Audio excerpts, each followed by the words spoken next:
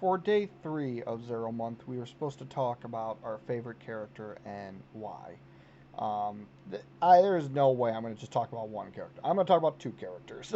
So let's get in. I'm going to try to make this one not as long because I think just saying their name, a lot of people will agree and understand why. But the first one is Vector, Rei Shingetsu, and might be. I mean, I know he's a very popular character and he's very beloved. But I think there's definitely some people that think it's weird to pick a villain or something like that. I know some people don't like villains at all in anything.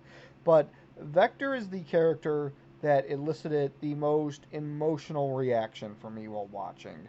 Um, he was the character that I threw my arms up or screamed at the screen or furiously typed away about. He just evoked such strong emotional responses for me.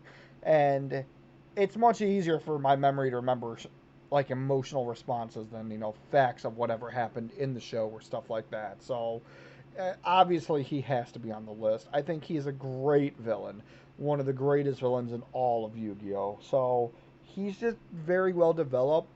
Um, he has a very humorous side. He can be very funny. We love laughing at his goofiness and quirkiness. And then on the flip of a coin, he can switch to just cruel and merciless and just sadistic and just horrifying and scary. And I really fucking like characters like that. I like characters that can have that depth and that range of motion. They're not just one or the other. That they're very 3D. They have many sides to them. I like how Vector has a lot going on with him, and he has some very fatal flaws too. He's very arrogant. He's very selfish. He's not a great team player when he's part of a team of 7 villains. He's very greedy. He wants to have everything for himself.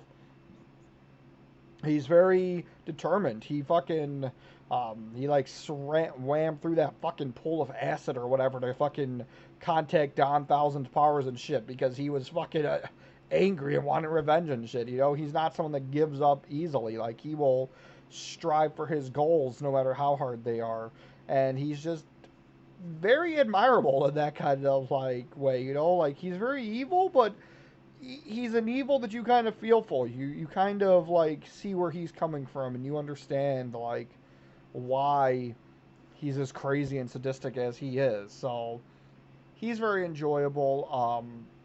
I feel like I probably have some head canons with him that may or may not line up with the canon. It seems to be a lot of people think that Don Thousand corrupted him and made him evil like the rest of the Abarians because and I remember it being set up like that. Like in the episode preview, we thought in his battle against Nash that we were going to find out, oh, okay, this is going to be the episode where we find out that Vector is actually a good guy and that Don Thousand made him evil and it's all Don Thousand's fault. And then I remember the twist being that he actually was evil the whole time. That he pretended that that's what happened. And he tried to get sympathy from Naj. And then he's like, nah, fuck you, tricked you. I've been an evil son of a bitch since day one. So that's what I remember happening. I thought some people said that that's not what happened later. But I mean, that's how I see him. I mean, I see him as someone that was evil from the day that he was born. And that doesn't mean he's never had a good side. I think there is a good side to Vector.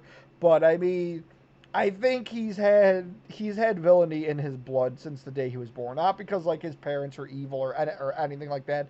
Just he was just born to be a shitty fucking person. Like sometimes that's how people are, and I kind of like that about Vector. That he doesn't need a reason to be evil. He just fucking is evil. It's in his character.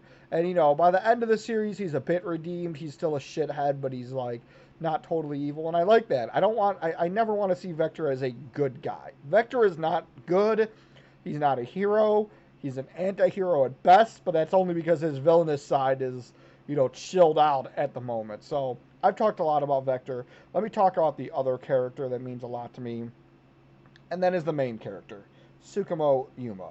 He was definitely not in my top 5 favorite list the first time I finished the series. I liked him. He was okay, but I wasn't crazy about him. I thought that Kaido and Shark were much cooler characters and so on, like a lot of people do. But I find with every rewatch of the series, I come to appreciate Yuma more and more.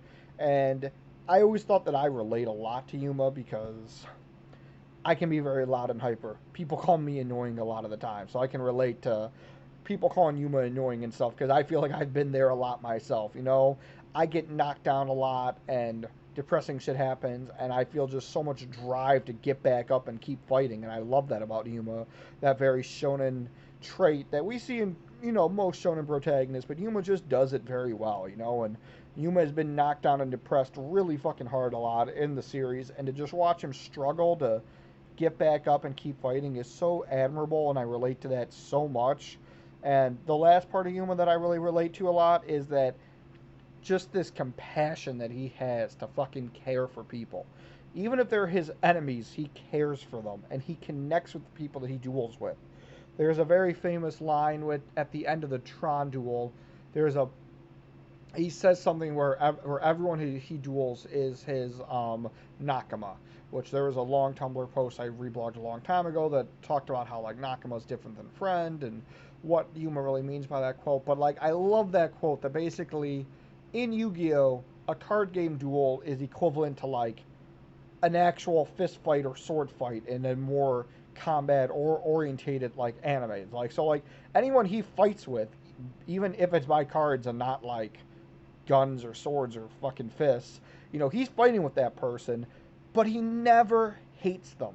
He never wants to cause harm to his enemy. He wants to beat them. He wants to prove that his side is right and protect his friends. Like, he'll do that. Like, he's not like, you know, he'll definitely do that, but he never wants to hurt them. He wants to know why they're hurting. You know, with people against Tron or Shark or many other characters, as he's dueling them, he's trying to understand why they're against him, why they're hurting inside, and he wants to feel that pain that they feel. And I just fucking love that because even people that are mean to me, even people that I should hate, so many times I just get in just this like empathetic link to them where I'm like, hey, they're hurting me. Why are they hurting me? Like, I can tell they're kind of hurting inside themselves, you know, and I really start to care for that person who's hurting me, which is probably not very healthy. But Yuma's a good role model of doing this, too. Like, he actually cares for the people that are against him and learns to try to help them. And, you know, he actually does seem to find a diplomatic solution to their conflict a lot of the times. I mean, usually it does involve him winning the duel, but it's still afterwards he finds a way to reconnect with his opponent. He doesn't just want to kill his opponent. He wants to reconnect with them and help them heal after he beats them in a duel. And I fucking love that about him.